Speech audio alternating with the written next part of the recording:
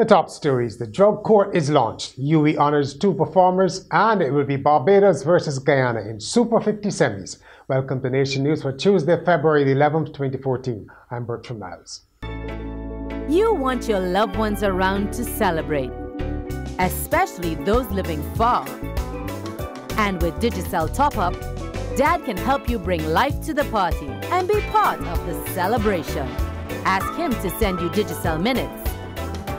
Receive free instant additional credit. Stay connected here and there. Ask your family abroad to send Digicel Minutes today. The first drug treatment court in Barbados has been launched as a pilot project by Chief Justice Sir Marston Gibson. Drug courts help offenders facing non-violent criminal charges to tackle the addiction and mental health issues at the root of their problems. Attorney General Adriel Brathwaite says the local model will be an 18-month program. At the end of the day, to ensure that you not only bring people in, but in fact that they don't come back to you. The idea is to address recidivism. The idea is to address what brought them to the criminal justice system, which we are saying, if it be marijuana, cocaine, alcohol, whatever it is, to address that. Chief Justice Marston Gibson says the drug treatment court will not only ease the process of a trial, but it will also lend to the court exercising social responsibility. Well, so the whole idea is not to stop people from coming into the court, but by giving them an entirely different resolution, rather than a long trial with discovery of documents and then a trial and a decision which takes long because the judge has a million other things to do. The whole idea is to have the court be more responsive to the needs of the citizens. The needs of the citizens is really to get a disposition, not necessarily to get a long written decision.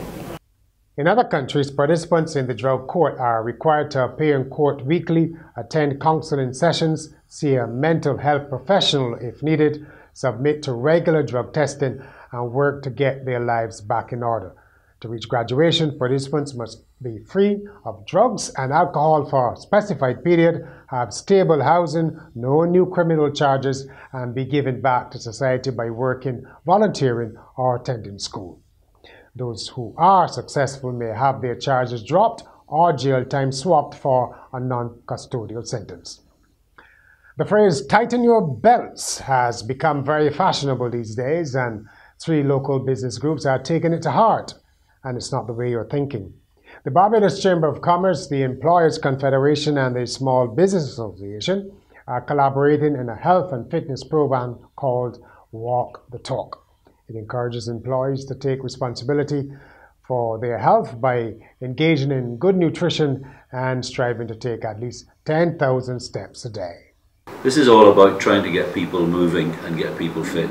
At a risk of a repetition of what we said last year, it's the same thing again, in that we have too many people in sedentary lifestyle positions. You come to work and sit in front of a computer, and too many of us go home in the evening and sit in front of another one.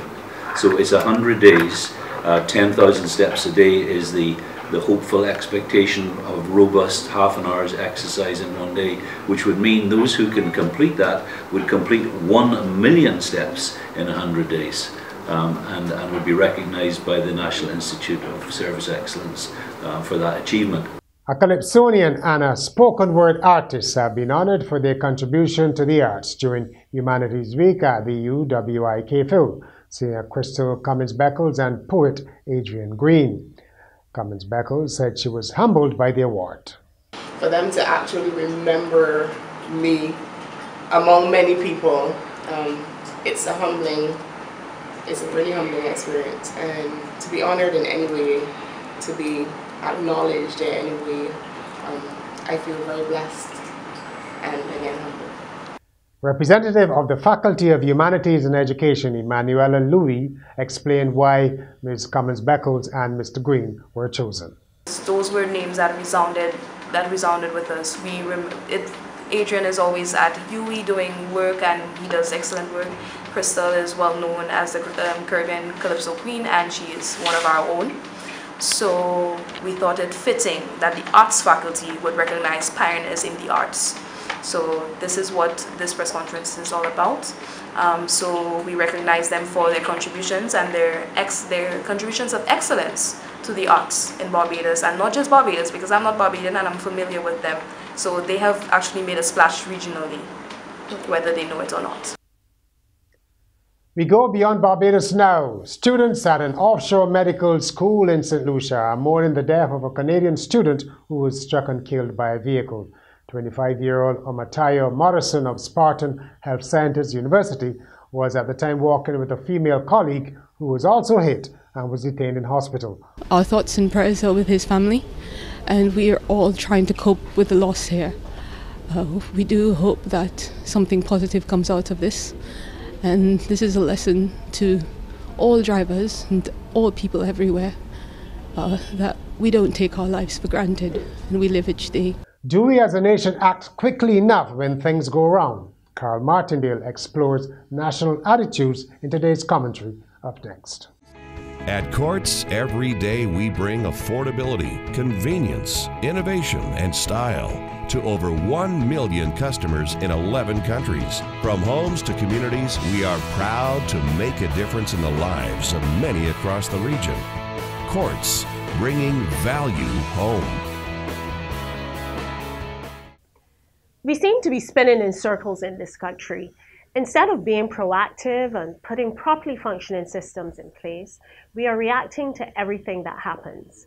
Last year, after a series of road fatalities, there was a huge public outcry about road safety, the enforcement of traffic laws, and punishments for related offenses. That died a natural death until last weekend. One more person lost his life on the road, and more than 50 people were injured in 2 mass casualty events, which happened within hours of each other. So the issue is back on the front burner. There have been calls for retesting of drivers, for the police to have a more visible presence on the roads, and even the revoking of licenses. The question is, how long will it take? How many more lives will be lost before we finally act? In sport, we take another trip to the National Stadium for the school's track and field season. Today, we take in the action at the sports day of the St. Michael's School. The winner was Ann House, followed by Elizabeth, Boadicea, and Victoria House.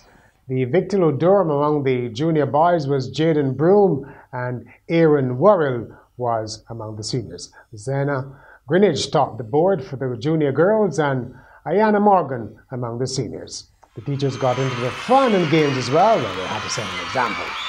Cheered on lustily by the students. In cricket, Barbados will meet Guyana in the second semi-final of the West Indies Super 50 competition on Thursday. They qualified with a 6-wicket victory over the Leeward Islands on Monday, thanks mainly to off-spinner Ashley Nurse, who took 6 for 29, the best bowling figures in regional 50-over cricket at the Queen's Park Oval. The ill-starred batting by the Leeward Islands continued as they were bowled out for just 103 and 39.5 overs. Barbados wobbled as they reached the target with 15 overs to spare. Briefly, the Barbados men's rugby sevens team has qualified for this year's Commonwealth Games following the withdrawal of Nigeria. Barbados will compete in Group A in Glasgow with 4-time winners New Zealand, host Scotland and Canada. And finally, 4 footballers from Iran's national women's team have been banned from playing because they are in fact men. The quartet are said to be among several top women players in the Islamic Republic found to be men awaiting sex change operations. The players have been told, however, that they will be allowed back after surgery. It has been reported that all Iranian footballers will now be subject to mandatory random gender tests. That's Nation News for Tuesday. For more news, pick up your Midweek Nation from newsstands and look out for our New Look Weekend Nation on Friday.